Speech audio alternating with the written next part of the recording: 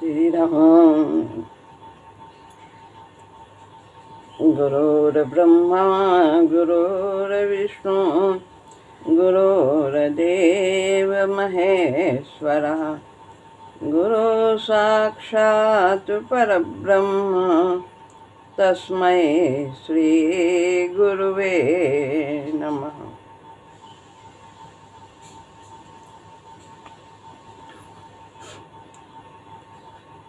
श्रीमद् भगवद गीता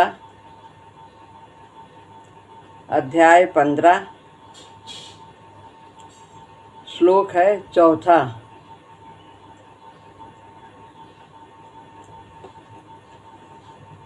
इसमें 44 अक्षर हैं।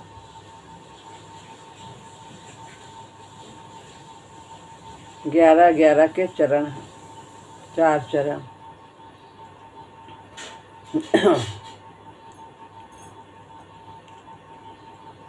ततः पदं तत् परिमार्गितव्यं यस्मिन् गता न निवर्तन्ति भूयः तमेव चाद्यं पुरुषं प्रपद्ये यत्तः प्रवृत्तिः प्रसृता पुराणी।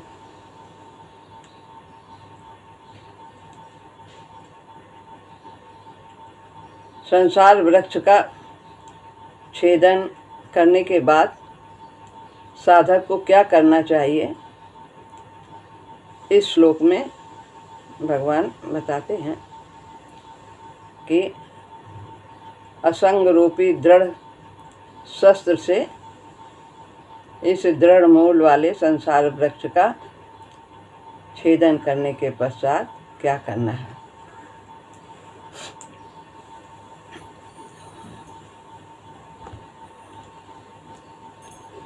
ततः यानी उसके पश्चात, छेदन करने के पश्चात जो वृक्ष है उसको छेदन करना है, संबंध विच्छेद करना है जीव को संसार रूपी वृक्ष पर। ततः यानी उसके बाद, तत् उस, पदम यानी परम पद परमात्मा की, परिमार्गितव्यम खोज करनी चाहिए, यस्मिन यानी जिसको, गतः यानी प्राप्त हुए, मनुष्य प्राप्त हुए मनुष्य, भूयः बाद में लिखा है फिर, न निवर्तन्ति लौट कर संसार में नहीं आते हैं।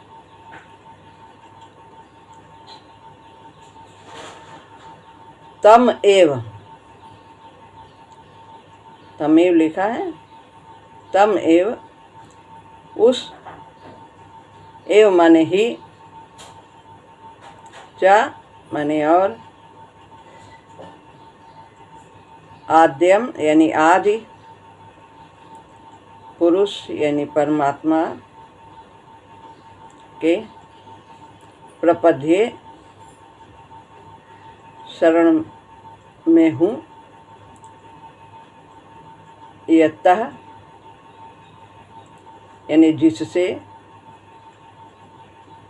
प्रवृत्ति ही यह सृष्टि, प्रवृत्ति यानी ये सृष्टि, प्रसृता विस्तार को प्राप्त हुई है, पुराणी यानी कि अनादिकाल से चली आने वाली ये सृष्टि विस्तार से प्राप्त हुई है। किसके द्वारा? उस परमात्मा के द्वारा। उसकी शरण में जाना चाहिए। उसके बाद छित्वा यानी छेदन करने के बाद, उसके बाद उस परम पद परमात्मा की खोज करनी चाहिए, जिसको प्राप्त हुए मनुष्य फिर लौटकर संसार में नहीं आते और जिससे अनादिकाल से चली आने वाली ये सृष्टि विस्तार से प्राप्त हुई है। उस आदि पुरुष परमात्मा के ही मैं शरण हूँ, यह सोचना।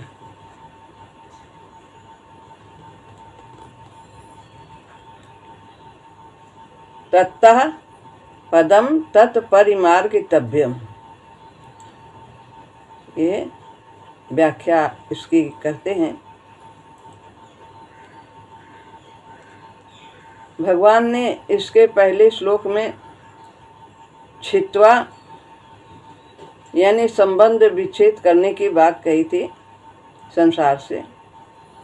संसार को वृक्ष की का रूपक बनाया है इसे,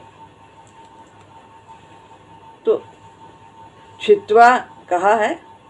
तो इससे यह सिद्ध होता है कि पहले संसार से संबंध विच्छेद करना है और फिर परमात्मा की प्राप्ति होगी। खोज बाद में करनी है, पहले संबंध विच्छेद करना है। तो खोज तो अपने आप ही स्वतः प्राप्त है, उसकी प्राप्ति हो जाएगी।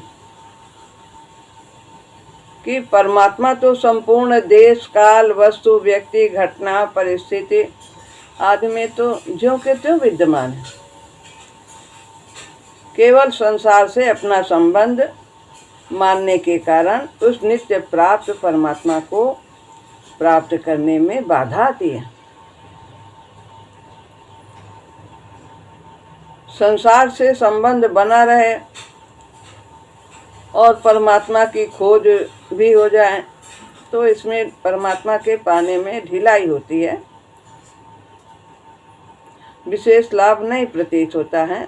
तो संसार से संबंध विच्छेद करने का तात्पर्य यही है कि हम संसार से तादात्म्य ममता और कामना का त्याग करें, उससे अपना संबंध न माने और उसे अपना न माने, और अनेक प्रकार की जो हमारी कामनाएं हैं भौतिक, उनकी भी हम शांति करें, निवारण करें। इसलिए साधक को पहले संसार से संबंध विच्छेद करने को ही मुख्यता दे रहे हैं भगवान। पहले के श्लोक में छित्वा शब्द आया। संसार को अपना मानने से नित्य प्राप्त परमात्मा वो अप्राप्त दिखने लगता है, जो सदैव हमारे साथ रहता है, कण कण में है विराजमान, वो नित्य प्राप्त है। लेकिन हमने संसार को अपना माना, यही हमारा जो दिख रहा है यही है हमारा। तो वो जो नित्य प्राप्त परमात्मा है वो अप्राप्त प्रतीत होता है, और जो अप्राप्त संसार है वो प्राप्त दिखने लगता है। अप्राप्त है वो गतिमान है, नाशवान है, सदा किसी के पास कुछ रहता नहीं, न तन न धन न जन, हर पल उससे बिछो होता रहता है। इसलिए परम पद परमात्मा को तत् कहा गया है। तत् वो हो यानी है, वो जो है उसी को तत् कहेंगे। कि वो वहाँ से ले आओ, वो कोई चीज़ है तभी तो उसको पाना है, तो पहले से ही वो प्राप्त है। तो संबंध विच्छेद करने के पश्चात तत् उस परमात्मा को पाने की बात कह रहे हैं, उसकी खोज करने की बात करते हैं। परिमार्गितव्यम यानी उसकी खोज करने। खोज कहीं नई चीज को लाना नहीं होता है, जो है उसी को प्राप्त करना है। तो जैसे गले में कंठी हमने पहनी है और हम सोचते हैं कहाँ है, वो तो पहले से ही है, लेकिन हम जरा सा गर्दन झुकाते हैं तब वो हमें प्राप्त हो जाती है। कोई चीज़ रखी है, हम रख कर भूल जाते हैं, तो फिर उसे प्राप्त करना होता है। तो खोज कोई नई चीज़ नहीं हमें प्राप्त करनी है, जो पहले से प्राप्त है उसी को प्राप्त करना। परमात्मा अनादि सर्वत्र परिपूर्ण है, अनादि है, अनादिकाल से, और वो किसी साधन विशेष के द्वारा उसको नहीं ढूंढना है। केवल संबंध विच्छेद करना है, ममता को दूर करना है, कामना को दूर करना है, तो यही करना है। हमें इस कार्य में भी परमात्मा को खोजने में परमात्मा का ही आश्रय लेना है। धन आदि और हम कोई साधन करते हैं, जब तपस्या, इन सब के द्वारा सोच लें कि यज्ञ कर लेंगे, बड़े बड़े दान कर लेंगे तो परमात्मा की प्राप्ति हो जाएगी, तो परमात्मा साधन के द्वारा नहीं प्राप्त होते हैं, परमात्मा प्रभु की कृपा से ही प्राप्त होते हैं। तो इसलिए साधन करने से अच्छा है क्या करना, साधन करना अच्छी बात है, बहुत अच्छी बात है, पर साधन करने से क्या होगा कि हमारा संसार से जो माना हुआ संबंध है वो छूट जाएगा, और जब संबंध विच्छेद हो जाएगा संसार से तो उसकी कृपा तो प्राप्त हो ही जाएगी। वो जो अप्राप्त प्रतीत होता है वो प्राप्त हो जाएगा।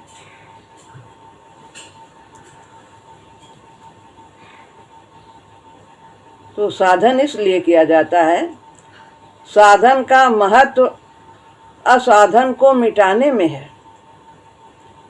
ये समझना चाहिए कि साधन किस लिए करते हैं, कि ये जो भगवान को पाने में बाधक हैं भौतिक पदार्थ, ये असाधन है, इनको हम महत्व देते हैं, यही सब कुछ है।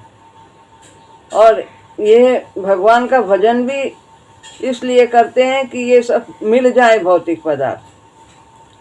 तो साधन का महत्व क्या है, असाधन को जो हम महत्व देते हैं इसको मिटाने में। तो ये सब असाधन है, जितना भी भौतिक पदार्थ की हम कामना करते हैं, तो जो हम इन्हें महत्व देते हैं, फिर हम परमात्मा को महत्व दें, उसकी कृपा प्राप्त होगी।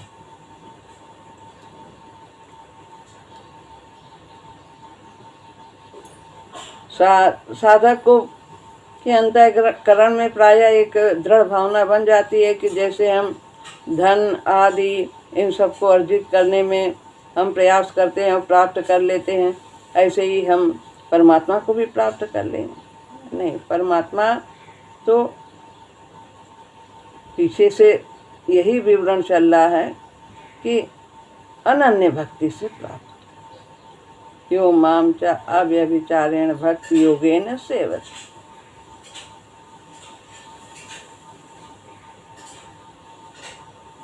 तो इस प्रकार संबंध विच्छेद जब हो जाता है, भूल से जो हमने माना हुआ है, तो वो नित्य प्राप्त परमात्मा, उसकी स्मृति जागृत हो जाती है, उसकी अनुभूति हो जाती। जैसे हम कुछ रख के भूल जाते हैं कहीं पर और फिर उसकी याद आती है तो वो वस्तु हमें मिल जाती है, ऐसे ही संसार से माने हुए संबंध के कारण हम उसको भूल जाते हैं, और जैसे ही संसार से संबंध विच्छेद करते हैं उसकी स्मृति आ जाती है।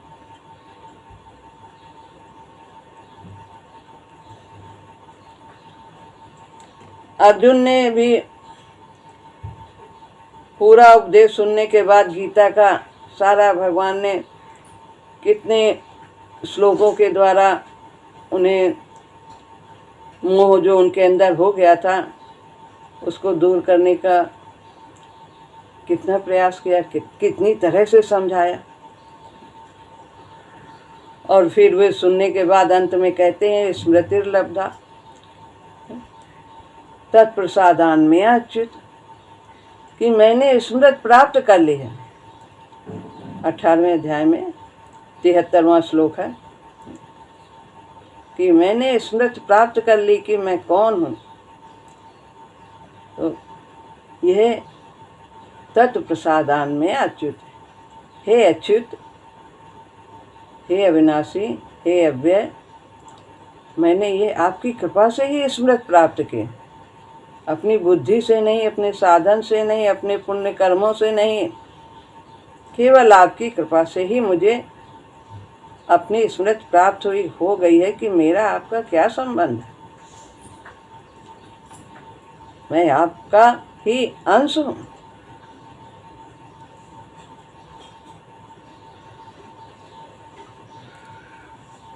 संसार की स्मृति और परमात्मा की स्मृति में बहुत अंतर है।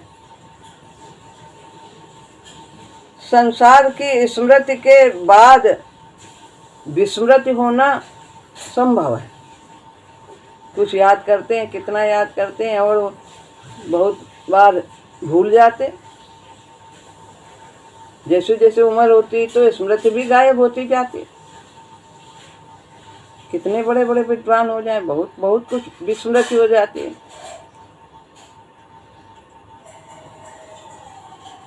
लेकिन इसके विपरीत परमात्मा की स्मृति एक बार हो जाने पर फिर उसकी विस्मृति नहीं होती। एक बार का अनुभव हमेशा के लिए याद रहेगा। कारण यह है कि संसार के साथ कभी संबंध होता ही नहीं और परमात्मा से कभी संबंध छूटता ही नहीं। जन्म जन्मांत से हमारा उसका संबंध है। और ये तो शरीर का संबंध एक जन्म का रहता है। हमारे ये भाई हैं, फलाने हैं, माता पिता हैं, शरीर छूटा, सब खत्म, याद भी नहीं रहती दूसरे जन्म में।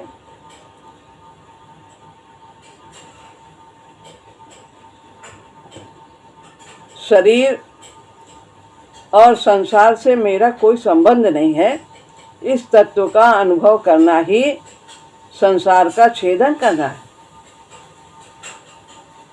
हमारा संबंध केवल परमात्मा से है और परमात्मा के नाते से ही प्रत्येक वस्तु का, व्यक्ति का, प्राणी मात्र का संबंध है। सब भगवान के हैं। उनकी सेवा करने के लिए, लोक कल्याण के लिए, अपना कल्याण करने के लिए हम यहाँ आए।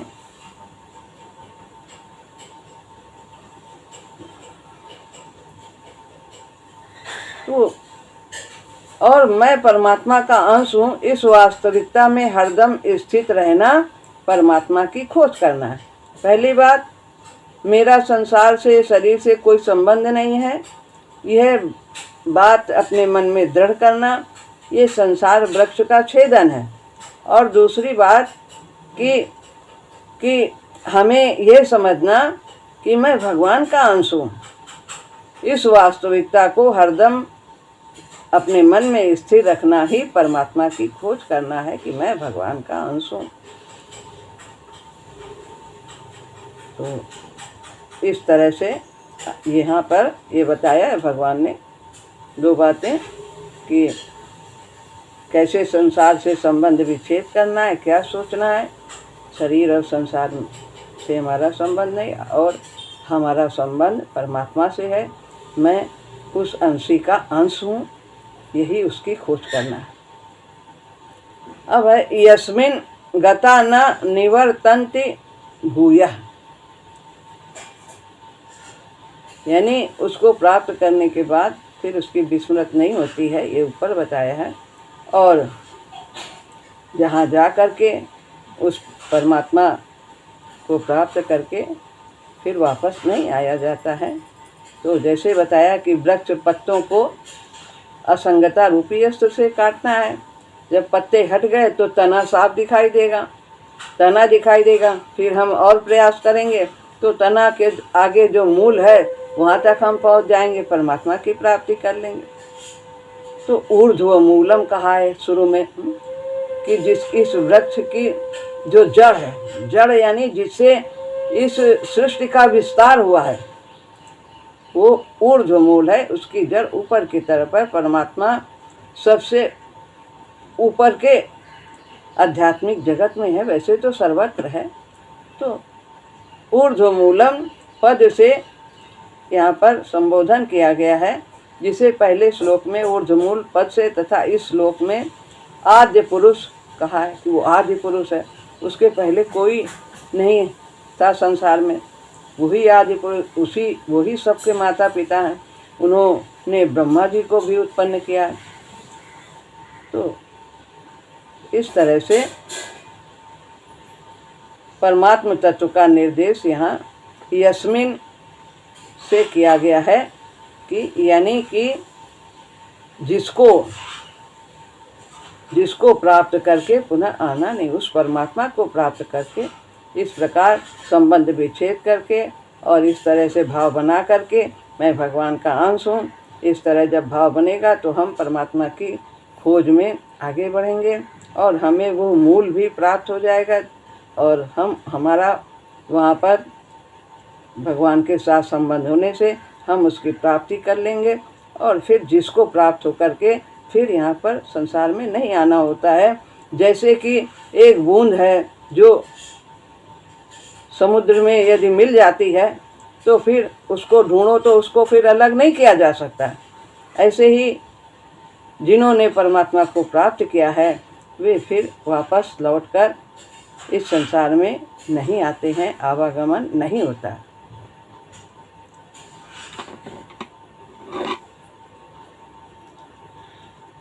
यथा प्रवृत्ति प्रस्तुता पुराणी। अब है अंत में जो चौथा चरण है उसकी व्याख्या करते हैं। संपूर्ण सृष्टि के रचयिता एक परमात्मा ही है ना। यथा प्रवृत्ति प्रस्ता पुराणी, जिससे ये अनादि काल से चली आने वाली सृष्टि का विस्तार हुआ है। तो उस परमात्मा की शरण जाना चाहिए। संपूर्ण सृष्टि के रचयिता एक परमात्मा ही हैं, वे ही इस संसार के आश्रय हैं, प्रकाशक हैं, वो ही सब सर्वशक्तिमान हैं। मनुष्य भ्रमवश सांसारिक पदार्थों में सुखों को देखकर संसार की तरफ आकर्षित होता है। और ये आकर्षण क्यों होता है उसके मन में संसार के प्रति? उसमें सब में परमात्मा का वास है, इसलिए जो आकर्षण है वो भगवान का ही आकर्षण है उसमें, वस्तुओं में, प्राणी में। तो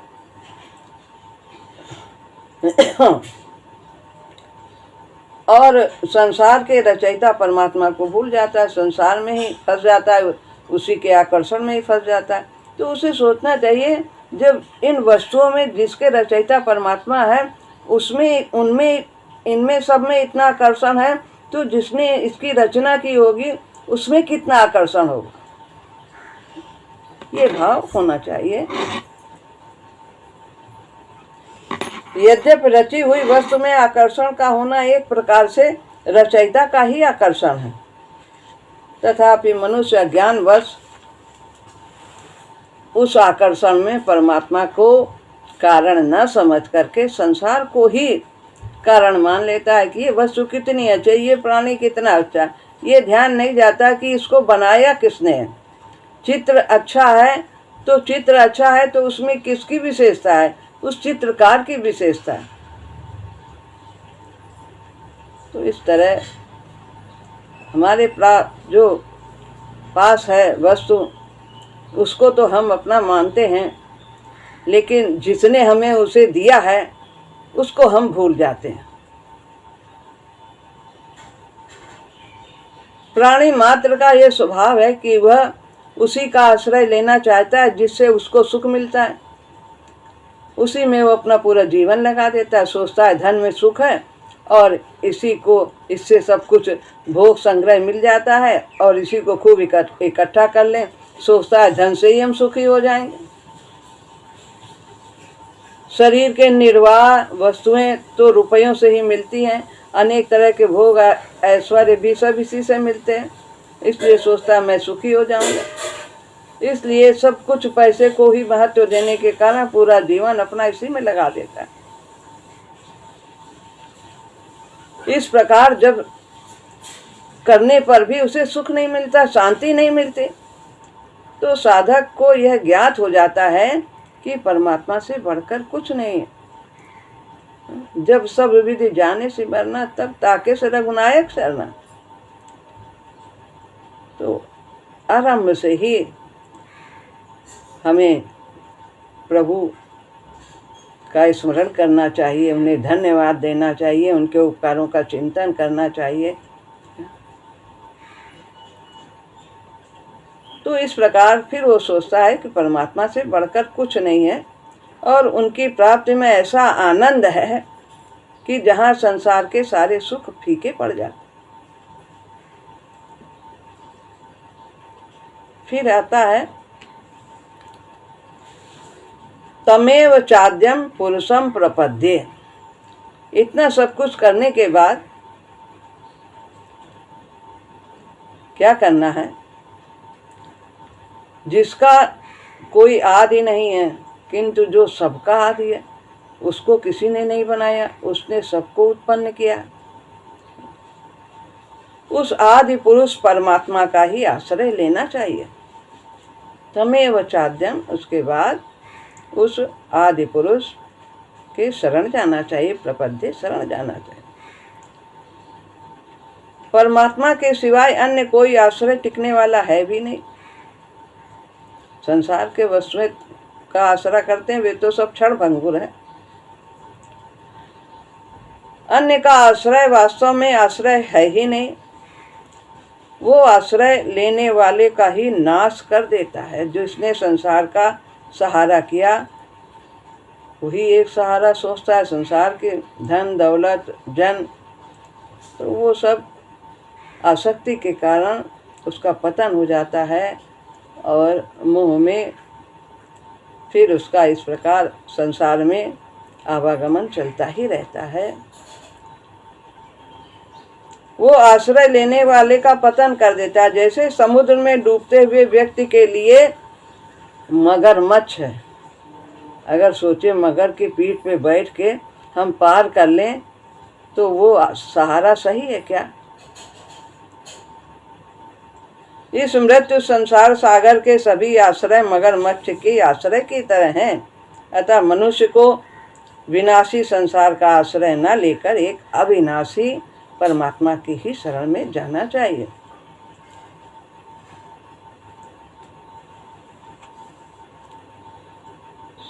साधक जब अपना पूरा बल लगाने पर भी दोषों को दूर करने में सफल नहीं होता है, तब वो अपने बल से जो लगाया है निराश हो जाता है। जब लग गज बल अपनो बरत्यो और नेक सरयो नहीं काम, सुनेरी मैंने निर्बल के बल राम। ठीक ऐसे समय पर यदि वो एकमात्र भगवान का आश्रय ले लेता है तो भगवान की कृपा से उसके दोष निश्चित रूप से मिट जाते हैं। हमारे अंदर इतनी सामर्थ्य नहीं है कि हम स्वतः अपने विवेक से काम क्रोध लोभ मोह विकार इन अवगुणों को दूर कर सकें। इनमें बहुत बल है, तो इनको हम जो इनसे बली है, जिसने इनको बनाया है, हम उसकी शरण में हो जाएं, फिर वो स्वतः ही शरणागत होने पर ये सब समाप्त हो जाते हैं। तो प्रभु फिर हमें कभी हारने नहीं देते हैं और हमारी विजय हो जाती है।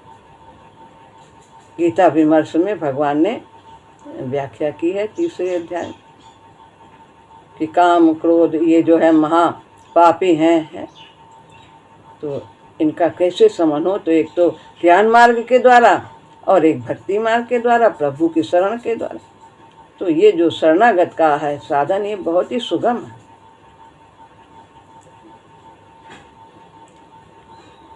तो शरणागत में 2 भाव होते, एक मैं भगवान का हूँ और भगवान मेरे हैं, एक तो ये भाव हुआ। और दूसरा है मैं भगवान का हूँ और भगवान के लिए हूँ। पहला है मैं भगवान का हूँ और भगवान मेरे हैं, और दूसरा मैं भगवान का हूँ और मैं भगवान के लिए हूँ। फिर जब ये जो दूसरा भाव है ये श्रेष्ठ भाव है। इसमें पहले वाले में भगवान मेरे हैं तो भगवान मेरे हैं तो सब मेरे मन की करेंगे, सब मेरा करेंगे, सब करेंगे, तो ये भाव कम श्रेष्ठ है वनस्पति। ये जो दूसरा भाव है कि मैं भगवान के लिए हूँ, भगवान तो मेरे हैं लेकिन मैं उन्हीं के लिए हूँ, मेरा जीवन उन्हीं के लिए समर्पित है। मेरा कोई अपना आग्रह नहीं है, कोई धारणा नहीं है, मेरा कोई मन नहीं है। मैं ये नहीं चाहता कि भगवान मेरे मन की करें, अपनी मनमानी उनमें नहीं थोप सकता। जो तुम चाहो, तुम्हें नीक लागे रघुराई, सो मई देवदास सुखदाई। इस भाव में केवल भगवान की मनचाही होगी। इस प्रकार साधक में अपने लिए कुछ भी करने व पाने का भाव न रहना ही वास्तव में अनन्य शरणागति है।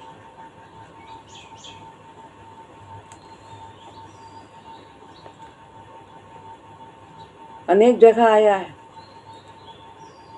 माँ में ये प्रपद्यन्ते दैवी हेषा गुणमयी मम माया दुरात्या, माँ में ये प्रपद्यन्ते माया में ताम तरन्ति ते।